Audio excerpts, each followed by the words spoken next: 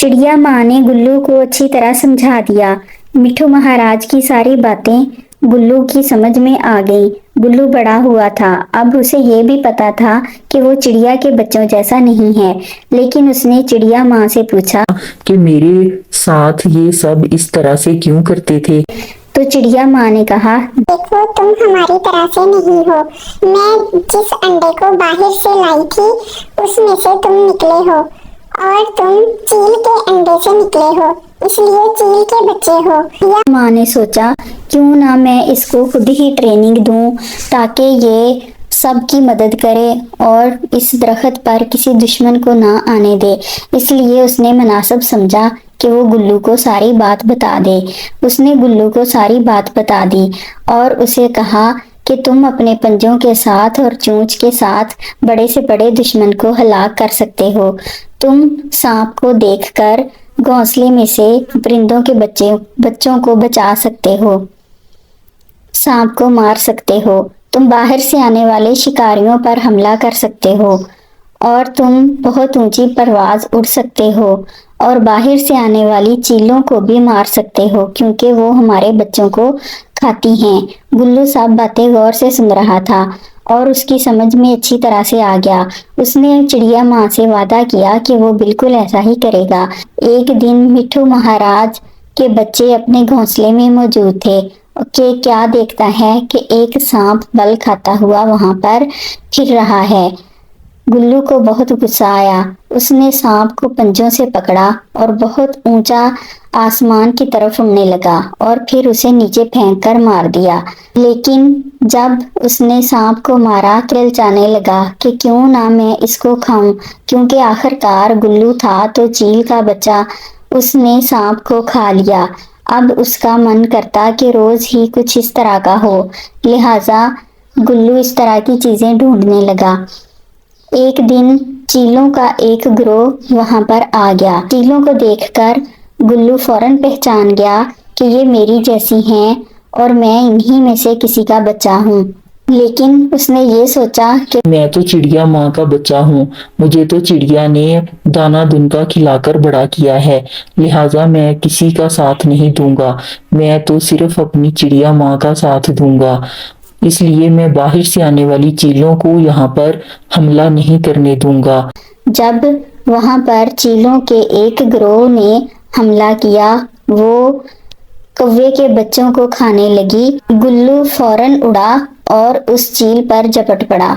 चीलों की आपस में खूब लड़ाई हुई। गुल्लू की भी खूब लड़ाई हुई क्योंकि उसके मुकाबले में भी अब चील थी। लेकिन गुल्लू ने बहादुरी दिखाई, चील को वहां से मार भगाया। इतने में कालू कौवा आ गया। ये देखकर वो बहुत खुश हुआ। उसने गुल्लू की बहुत तारीफ की। लेकिन गुल्लू को भूख लग रही थी। उसका मन कर रहा था कि वो कुछ इस तरह का खाए, कोई गोश्त वाली चीज को खाए। लिहाजा उसने इधर उधर प्रवास करना शुरू कर दिया। ये सब चीलें बैठी देख रही थी। एक चील उसके साथ ही उड़ने लगी और उसे कहने लगी कि मैं हैरान हो गई हूँ तुम्हें देखकर, और तुम हमारे साथ ही लड़ रहे हो। देखो तुम हमारे दुश्मन नहीं हो, लेकिन ये क्या माजरा है, तुम परिंदों का साथ दे रहे हो। तो गुल्लू ने उसको सारी बात बता दी। अब ये जानकर उस चील के मन में गुल्लू के लिए मोहब्बत जाग उठी, तो वो कहने लगी, देखो ये तुम्हारी दुनिया नहीं है, तुम हमारे साथ चलो। हम तुमसे वादा करते हैं कि हम यहाँ परिंदों को कुछ नहीं कहेंगे, लेकिन तुम यहाँ भूखे मर जाओगे। ये तुम्हारी दुनिया नहीं है। गुल्लू ने वापसी पर सारी बात चिड़िया माँ को बताई। तो चिड़िया माँ ने मिट्ठू महाराज से मशवरा करना मुनासिब समझा। मिट्ठू महाराज ने भी यही कहा कि हाँ गुल्लू से चील ने ठीक कहा है। अगर वो गुल्लू को साथ ले जाना चाहती हैं तो उनको ले जाने दो, क्योंकि ये इसकी दुनिया नहीं है और ना ही ये हमारे साथ रह सकता है। और मिट्ठू महाराज ने चिड़िया माँ को ये भी बताया कि उसने गुल्लू को सांप खाते देखा था। अब यहाँ इसका रहना खतरनाक हो सकता है।